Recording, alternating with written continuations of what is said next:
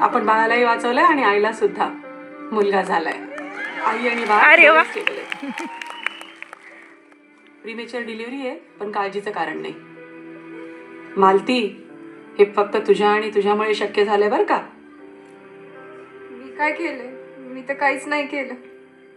हे सगळं तर माई, ज्योती, स्मिता, खोपडी आणि डॉक्टर तुम्ही नसतं तर कुणी केलं असतं.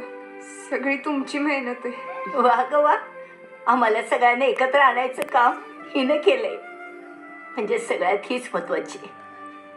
मालती, आपल्या आदिवासी पाड्यातल्या आशा सेविकांची शानच तू शान.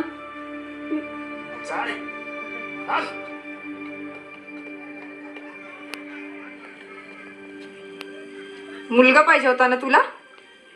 झालाय तुझ्या बायकोला मुलगा. कुठल्या मूर्ख माणसाने सांगितलं की हॉस्पिटलमध्ये मुली होतात म्हणून?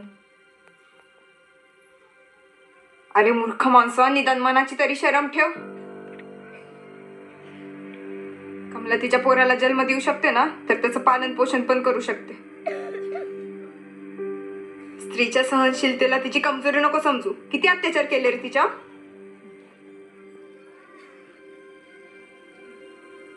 कमला, कमला, मला माझ्या मुलाला बघू दे एकदा. मला माझ्या मुलांवर या माणसाची सावली पण नकोय. घेऊन सगळ्याला इथून.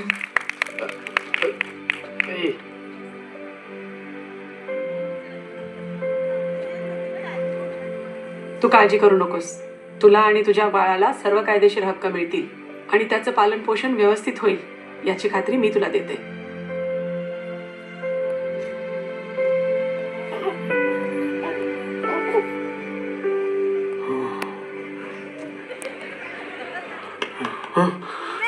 लय लागलंय. चल मी मलमपट्टी करते ना, औषध. नाही त्याची काही गरज नाही.